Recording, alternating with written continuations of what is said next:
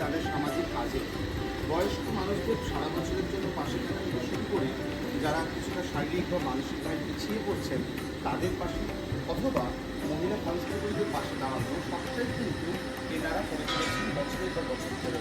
আর মায়ের যখন আরাধনা হয়, এই মায়ের যে চিরাচরিত মুখ, তার সঙ্গেই তার মধ্যেই তারা দেখে নিচ্ছেন জ্যান্ত মায়েদের, জ্যান্ত দুর্গাদের, তাদেরই পাশে থেকেছেন তারা বছরের পর বছর। আর এই সব মিলিয়েই